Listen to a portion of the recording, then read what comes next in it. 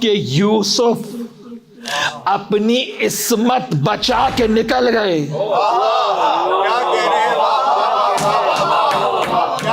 تو یوسف اپنی عصمت کو بچا کے نکل گئے، اور جب موسی کاظم کے زندان میں ہارون الرشید نے اس زمانے کی سب سے حسین کنیز کو بھیجا.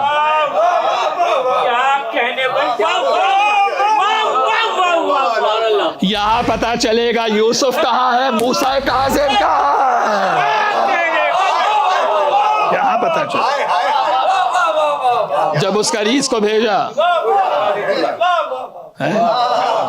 امام نے کہا ہمیں دنیا سے کیا مطلب، باہر نکال دی. ہارون رشید نے کہا نہیں جانا ہو.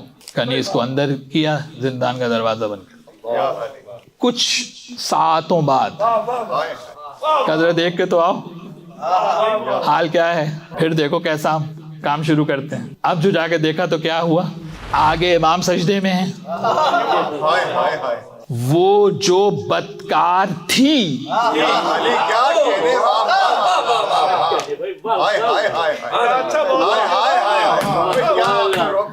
پیچھے وہ سجدے میں ہے، سبوحن قدوسن.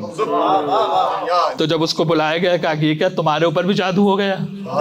کہا کیا بات کرتے ہو؟ جب میں اندر گئی اور میں موسیٰ بن جعفر کے سامنے آ کے کھڑی ہوئی، کہا کہ سرکار کیا حکم؟ امام نے ادھر اشارہ کیا، دیکھا سرسبز و شاداب جنت نما منظر ہے، ہر طرف جنت کی حسین حوریں موجود ہیں. اور ایک مرتبہ کہتی ہیں ارے ہم اس کی خدمت پہ مامور کیے گئے ہیں، یہ ہماری طرف نہیں دیکھتا تو تمہیں کیا دیکھے گا.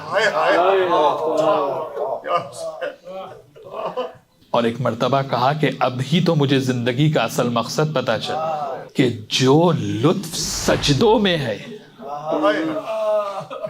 وہ کہیں اور کہاں. اب سمجھے آپ انبیاء ما سبق میں اور باب الحوائج سرکار موسیٰ بن جعفر میں کیا فرق ہے.